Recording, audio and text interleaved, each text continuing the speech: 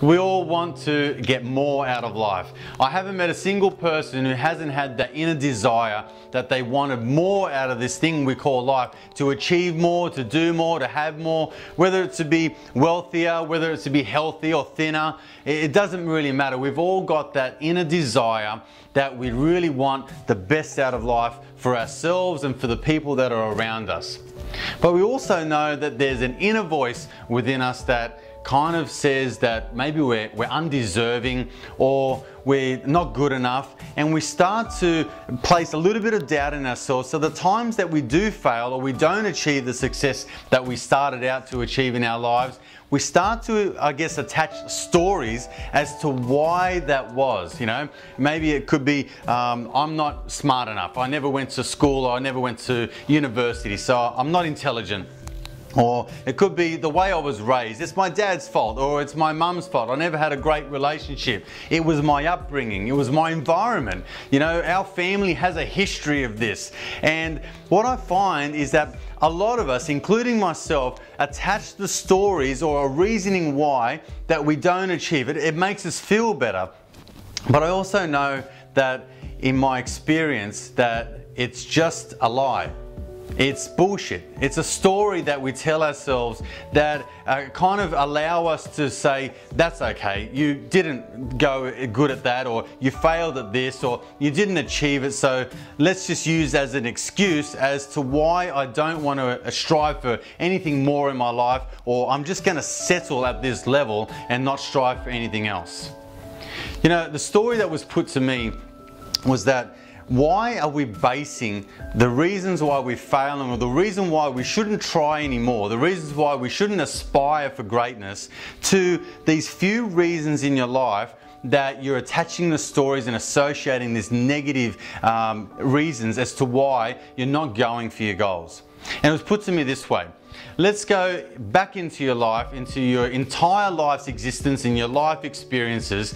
How many times can you count that you've been seriously let down by someone that you know, love, like, or trust? Yeah, how many times can you think about the times where you've tried to do something significant in your life, or you've made a poor judgment and failed? Yeah, what about the times that you've gone and maybe tried a new job, or maybe you tried a business and things didn't work out? So how many times in your life can you think about those negative times, those times where things have completely blown up and you've lost everything? How many times can you think about that moment where your heart was broken, that person, you know, trod all over you and walked all over you, and you never succeeded?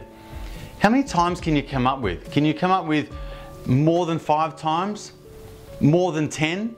You know, I would say to you that you would struggle to come up with more than 10 major significant times in your life where you've absolutely gone all out and failed, or someone's trodden on your heart and really treated you like shit, and that's the reason why you're not trying any further, any harder, or you're not going to go any further in your career, or you're stumbling in your relationships and not getting the most out of life.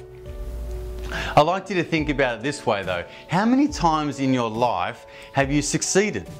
How many times have you gone through a process, a motion, you've taken a step, you've taken a leap of faith, you've succeeded in life? What about the times where someone's called on you for a reliable word of opinion, or someone said, listen, I trust you? What about the times where someone said, I need you as a friend, and you've been a shoulder to cry on? What about those times that you've triumphed? You know, can you think of how many times can you think of in your entire life's existence? Can you think about the wins? What about the job that you got? What about, you know, the business that did succeed? What about the time where you cracked that level of income? You went from 50,000 to 60,000, or you went from 80,000 to 100,000. What about those times? What about those little miracles that you call your children that you've raised or you're raising? And what about those successes? How many times now can you think about in your life where you've succeeded? I would say to you, in your whole entire life's experience, you could come up with a number that's greater than maybe 100 or 200 or 1,000.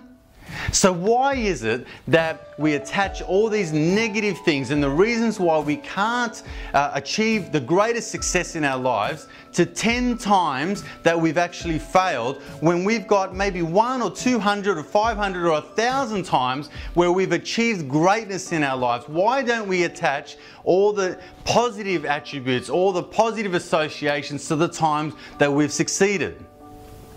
I know that if you want to move forward in life, you have to drop your bullshit story and let go of the past.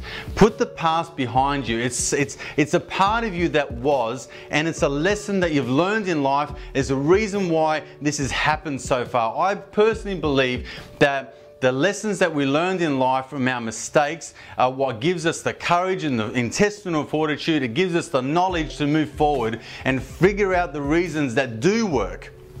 So now, instead of placing your emphasis on the very few times that you failed, why don't you start patting yourself on the back and realizing all the times that you've succeeded, and start figuring out the lessons behind why that didn't work and the reasons why this may work. You know, it's time to let go of this story. It's time to let go of the past, and it's time that you start living the life that you are destined to live. I'm Adrian D'Amico, and this is Life Lessons.